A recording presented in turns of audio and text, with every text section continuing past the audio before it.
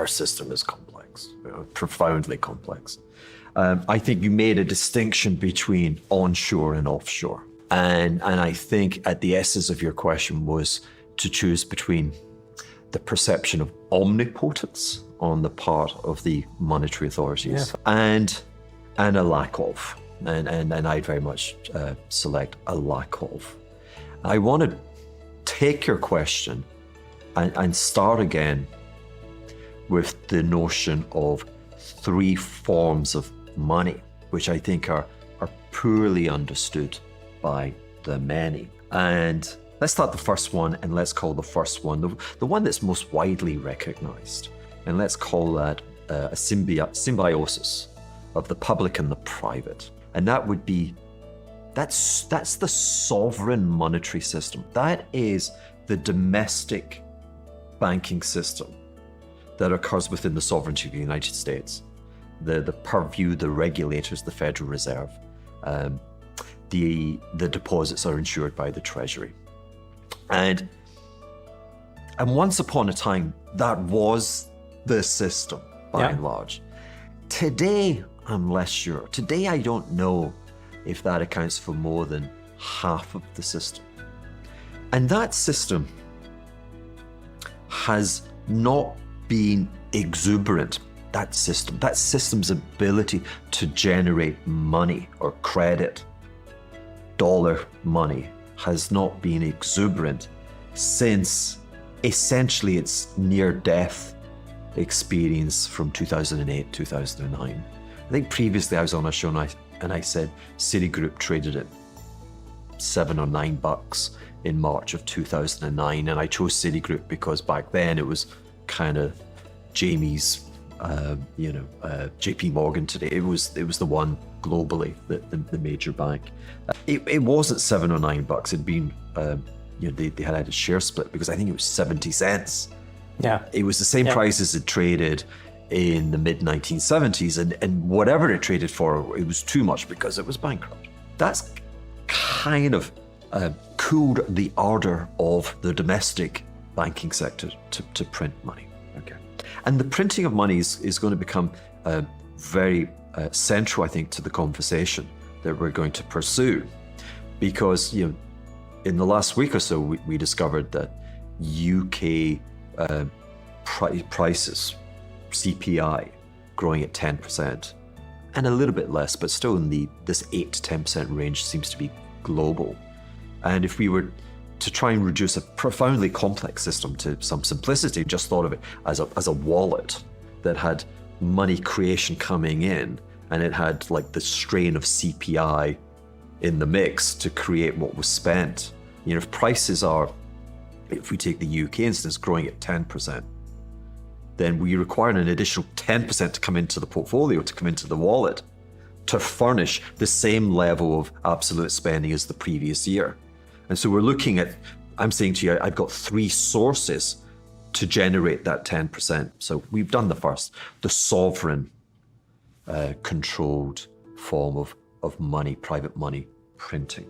The second, because the first has been in, let's call it abeyance, we've had this pure form of public money, which are these banking reserves, which are the reciprocal of buying treasury bonds, and we call it quantitative easing. And back to your list, this is the manifestation of an illusion. Yeah. Hey, look, and when times were really fearful during the pandemic, Jay Powell, the chairman of the Federal Reserve, was on daytime television. He wasn't wearing a tie, and he was reaching out to the ordinary folk, and he's saying, guys, I know it's scary out there, but I'm here to tell you, typically the most scary words in the English universe, lexicon. I'm here from the government. Yeah, I'm here to help. Really? Right. Yeah, I'm printing money. I mean, liar on pants on fire. He literally said he was printing money. Now, that would actually be a federal crime. No one's yet knocked on his door, but politicians have certainly knocked on his door. As 12 months later, and whatever, we saw this elevation in pricing. But that's what he was referring to. banking reserves. Now, banking reserves, I said to you, is a pure form of public money. To actually become money creation, it requires the intervention. It requires its power to persuade. It's latent money. It requires being latent. You're trying to persuade other economic actors. Again, back to the banking sector. So I can't go to the store and spend bank reserves. I've been trying, as hard as I try. Have. I'm in Starbucks and I get a coffee. I'm like, hey, how many bank reserves is that? So it's it's laundromat tokens. It's I like to say it's American Pie or whatever. The parents are leaving town. The parents are off to Vegas. And they've got teenage kids. And normally you lock down the liquor cabinet, but instead you filled the garage with beer. And you're like, kids, this one's on you. From the parents, have fun, right? But the kids are like, remarkably, because like, not this weekend. Both of those hypotheses fall woefully short. Exactly, and that's why we have to talk about the third form, which is, if we discuss pure public, let's discuss pure private. And the pure private comes under many names, repo, eurodollar, let's call it the eurodollar system. But it's essentially, it is a system which evolved to replace the inadequacies of the Bretton Woods system in the 50s and the 60s. And it evolved by the private sector.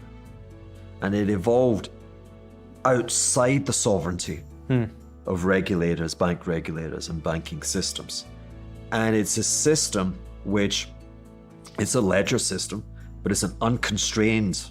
I want to say unconstrained in that there are no limits except the limits imposed by your reputation. Like your line of credit is good as long as you don't mess it up. You mess it up, so you do have a sharp pen on your spine. You mess it up, and that money's being, this is 24-hour lending. There's also a massive game of chicken, isn't it? Where there are really no constraints. There are no reserves required. I mean, only the genius of the private sector could conceive of this. They've conceived of, so think of the Fed and its control of inflation and the prudential activity of the US banking system. And effectively, it is the, what do you call it? The airbag. In the event of a crash, boom, you're saved, effectively. The private sector created something much better. It created, essentially, a sharp dagger which protrudes from the steering wheel. So actually, whilst you're on risk, you're conscious of risk. Doesn't mean to say you won't crash, but you're more conscious of the risk-taking. And because the consequences are severe, because like you say, this is a reserve-less system. This is like maximum pure octane leverage, right? And so you focus, but it means it's very quick to pull away owing to that form of regulation. Now, that's now where we get to the point. The Feds, in their communication, seem to, and I fear this is the case, I hope it's not, they just don't seem to recognize non-sovereign money. And the hiking cycle just now, my fear of it is that it's happening oblivious to what it may unleash offshore, if you will, in this reserveless system. That's my profound fear as I spend some of my waking and thinking time in the future.